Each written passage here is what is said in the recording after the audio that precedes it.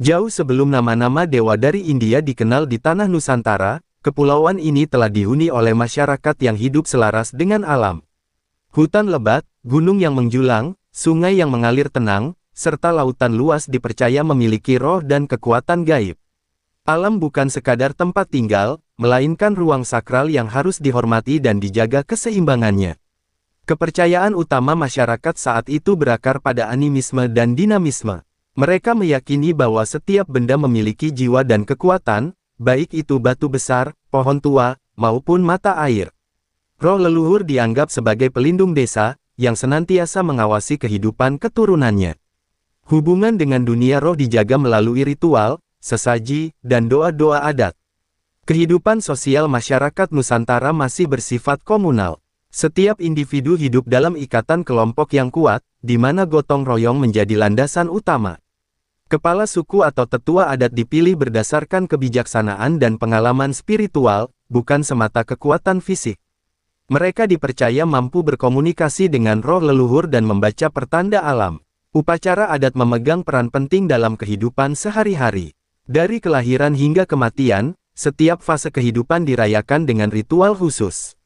Tarian, nyanyian, dan simbol-simbol sakral digunakan sebagai sarana penghubung antara manusia dan alam gaib. Tradisi ini diwariskan secara lisan dari generasi ke generasi.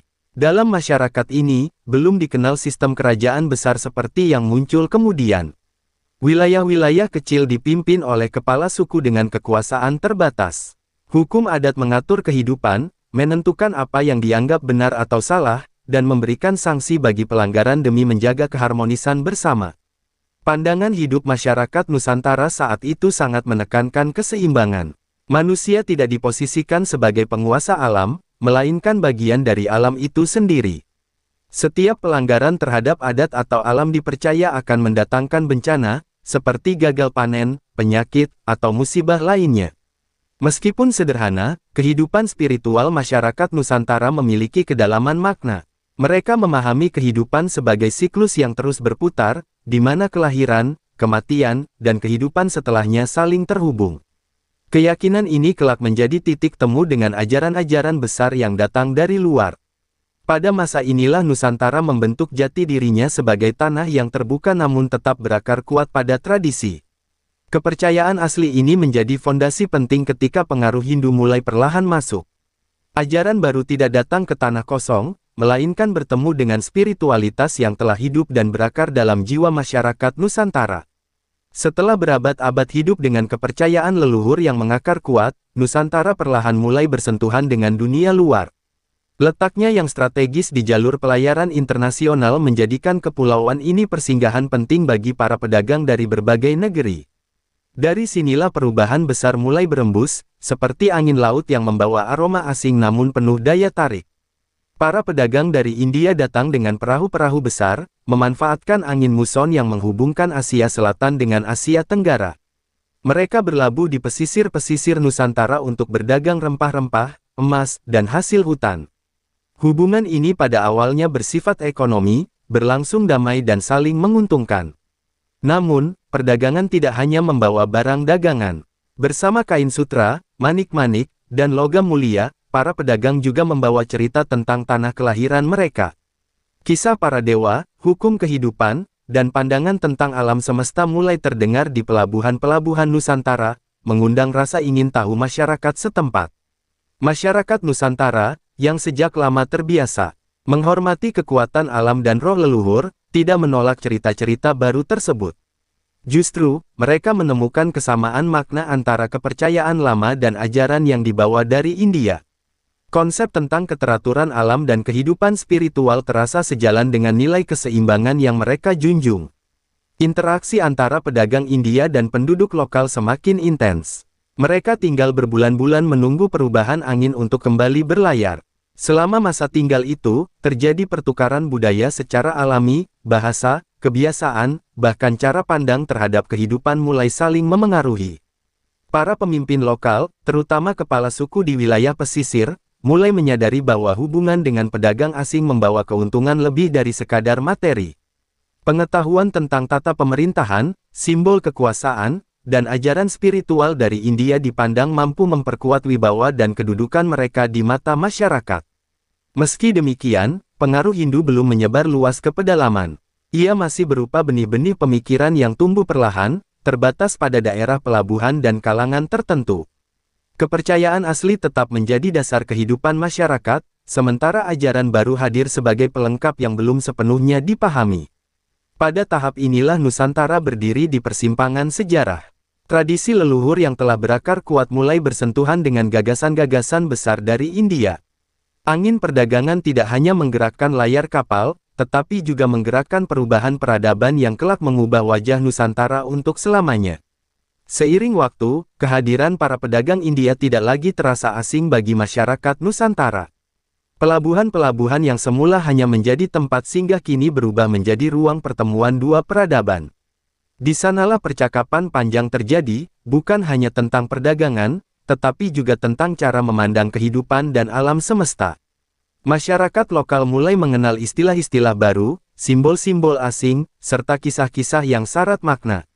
Cerita tentang para dewa yang menjaga keseimbangan kosmos terdengar sejalan dengan keyakinan mereka terhadap roh alam dan leluhur. Pertemuan ini bukan benturan, melainkan dialog yang perlahan menumbuhkan pemahaman. Para pedagang India, yang sebagian telah memeluk ajaran Hindu, tidak memaksakan keyakinannya. Mereka menyampaikannya melalui cerita, perumpamaan, dan teladan hidup.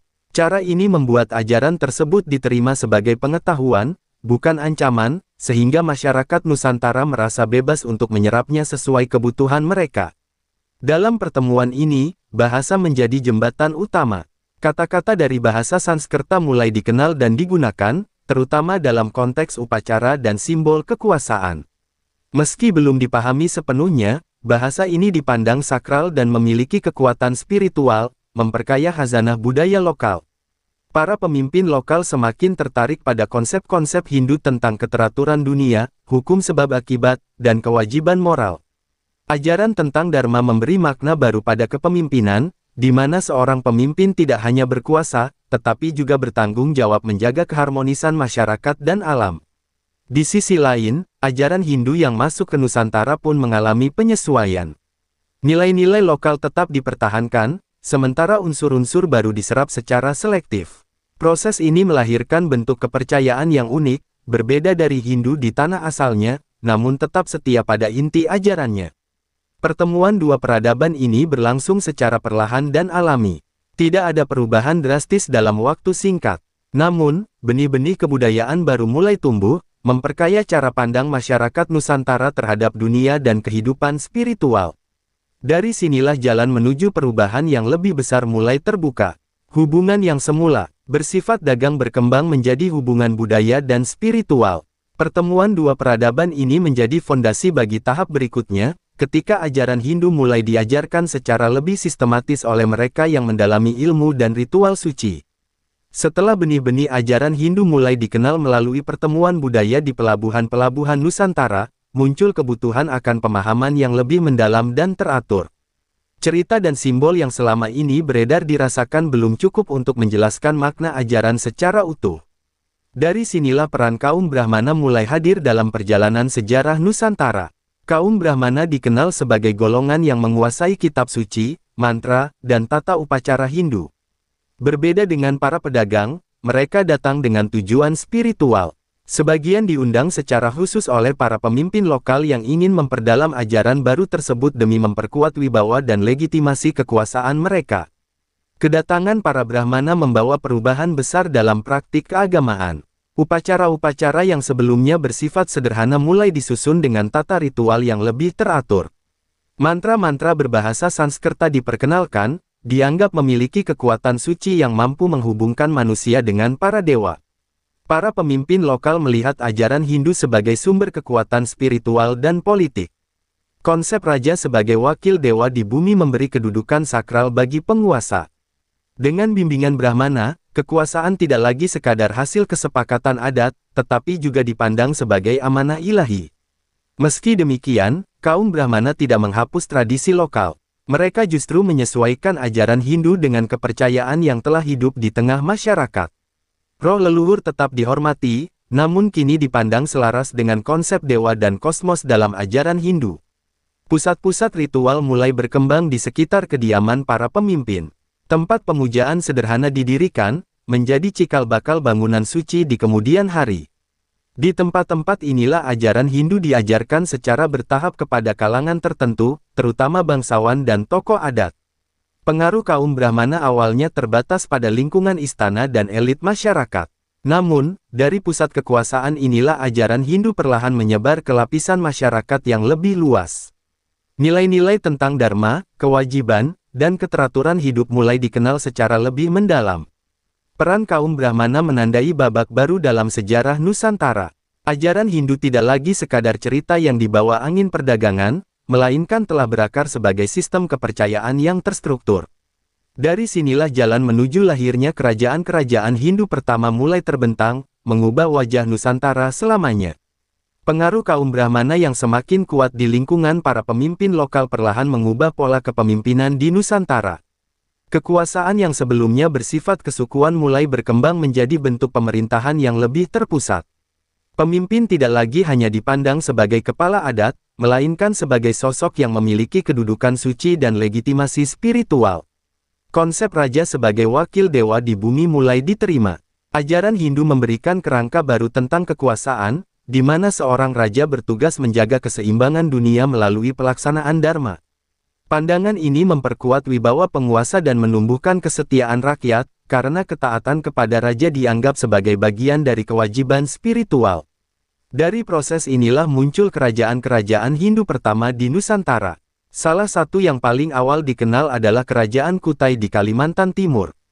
Keberadaannya dibuktikan melalui prasasti-prasasti Yupa yang ditulis dalam bahasa Sanskerta dan aksara Palawa, menandai awal tradisi tulis dalam sejarah Indonesia.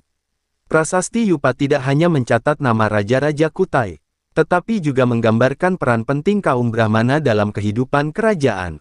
Upacara keagamaan besar dilakukan sebagai bentuk persembahan kepada para dewa, sekaligus menunjukkan kekayaan dan kekuatan kerajaan. Dari sinilah ajaran Hindu mulai terikat kuat dengan struktur kekuasaan. Keberadaan kerajaan Hindu membawa perubahan besar dalam tatanan sosial masyarakat. Wilayah kekuasaan menjadi lebih jelas, hukum adat diperkaya dengan nilai-nilai dharma, dan kehidupan keagamaan semakin terorganisir. Masyarakat mulai mengenal hierarki sosial yang lebih teratur, meski tetap disesuaikan dengan kondisi lokal.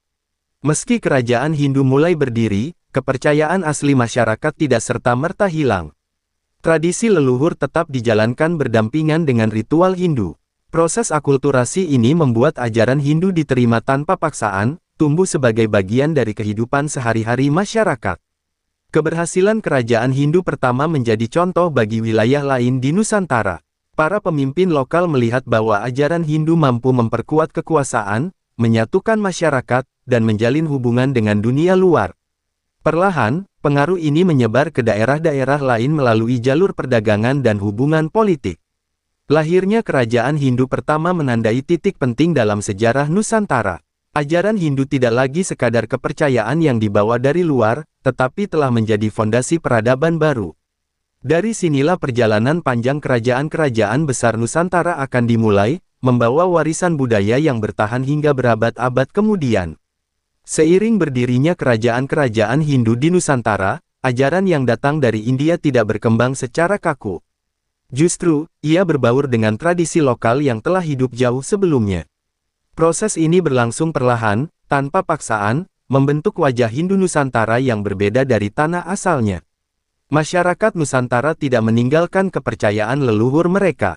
Roh nenek moyang tetap dihormati, alam tetap dijaga kesuciannya, namun kini diberi makna baru melalui ajaran Hindu. Dewa-dewa Hindu dipahami sebagai penjaga kekuatan alam yang telah lama mereka yakini, sehingga terjadi keselarasan spiritual. Upacara adat mulai mengalami perubahan bentuk. Ritual-ritual lama tetap dijalankan, tetapi ditambahkan mantra Sanskerta dan simbol-simbol Hindu. Sesaji, doa, dan persembahan menjadi perpaduan antara tradisi lokal dan tata upacara Hindu, menciptakan praktik keagamaan yang khas dan mudah diterima masyarakat. Akulturasi juga tampak dalam seni dan arsitektur.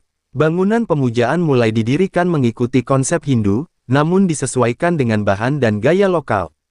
Relief dan pahatan menggambarkan kisah-kisah Hindu, tetapi dengan wajah, busana, dan lingkungan yang mencerminkan kehidupan Nusantara. Dalam kehidupan sehari-hari, nilai Dharma mulai memengaruhi cara masyarakat memandang kewajiban dan tanggung jawab. Norma adat diperkaya dengan ajaran moral Hindu, menekankan keseimbangan antara hak dan kewajiban. Namun, penerapannya tetap fleksibel, mengikuti struktur sosial yang telah ada. Sistem sosial Hindu, seperti pembagian golongan, tidak diterapkan secara kaku seperti di India. Masyarakat Nusantara menyesuaikannya dengan kondisi lokal, sehingga tidak menimbulkan konflik besar. Peran seseorang lebih ditentukan oleh kedudukan adat dan jasa kepada masyarakat daripada garis keturunan semata. Akulturasi ini menjadikan ajaran Hindu semakin mengakar kuat di Nusantara. Ia tidak dipandang sebagai ajaran asing, melainkan bagian dari tradisi yang terus berkembang. Kehidupan spiritual masyarakat menjadi lebih kaya, menggabungkan warisan leluhur dan nilai-nilai baru. Dari proses perpaduan inilah lahir kebudayaan Nusantara yang unik dan beragam. Hindu tidak hanya meninggalkan jejak dalam agama, tetapi juga dalam seni, adat, dan cara berpikir masyarakat. Akulturasi ini menjadi fondasi penting bagi perkembangan peradaban Nusantara pada masa-masa berikutnya.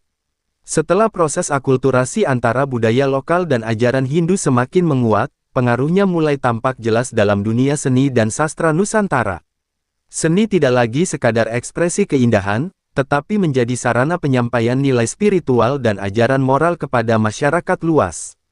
Dalam seni bangunan, candi-candi mulai didirikan sebagai tempat pemujaan dan pusat kegiatan keagamaan. Struktur candi mencerminkan konsep kosmos dalam ajaran Hindu, dengan gunung sebagai simbol alam suci. Namun, bentuk dan hiasannya disesuaikan dengan lingkungan dan imajinasi masyarakat Nusantara. Relief-relief yang terpahat di dinding candi menggambarkan kisah-kisah dari epos Ramayana dan Mahabharata. Cerita-cerita ini tidak disampaikan secara kaku, melainkan diolah sesuai dengan nilai lokal. Tokoh-tokoh pewayangan digambarkan memiliki sifat dan wajah yang dekat dengan kehidupan masyarakat setempat. Selain seni pahat, seni pertunjukan juga berkembang pesat. Kisah-kisah Hindu mulai disampaikan melalui wayang, tarian, dan nyanyian ritual. Pertunjukan ini menjadi media pendidikan spiritual yang efektif, karena ajaran tentang Dharma dan kebaikan disampaikan dalam bentuk hiburan yang mudah dipahami. Dalam bidang sastra, bahasa Sanskerta mulai digunakan sebagai bahasa suci dan bahasa resmi kerajaan. Kitab-kitab dan prasasti ditulis untuk mencatat peristiwa penting, ajaran agama, dan silsilah raja. Tradisi tulis ini menandai kemajuan besar dalam peradaban Nusantara. Namun, sastra tidak berhenti pada bahasa Sanskerta saja. Bahasa-bahasa lokal mulai berkembang dengan pengaruh kosakata Hindu. Cerita-cerita lisan yang diwariskan turun-temurun mulai disusun lebih sistematis, memperkaya khazanah sastra Nusantara. Seni dan sastra menjadi jembatan antara ajaran Hindu dan masyarakat luas. Melalui karya-karya ini, nilai-nilai keagamaan tidak hanya dipahami oleh kalangan istana, tetapi juga oleh rakyat biasa. Hindu semakin hidup dalam keseharian masyarakat, bukan hanya dalam ritual resmi. Perkembangan seni dan sastra ini memperkuat identitas budaya Nusantara. Ajaran Hindu meninggalkan jejak yang mendalam dan indah, membentuk warisan budaya yang kelak dikenang sebagai bagian penting dari sejarah dan jati diri bangsa. Seiring berkembangnya seni, sastra, dan kehidupan spiritual, pengaruh ajaran Hindu semakin terasa dalam sistem sosial masyarakat Nusantara. Nilai-nilai yang terkandung dalam ajaran Dharma mulai membentuk cara pandang tentang kewajiban, tanggung jawab, dan tatanan hidup bersama. Struktur masyarakat menjadi lebih teratur dibandingkan masa sebelumnya. Muncul pembagian peran yang lebih jelas antara pemimpin, pemuka agama, prajurit, dan rakyat. Namun, pembagian ini tidak diterapkan secara kaku seperti sistem kasta di India, melainkan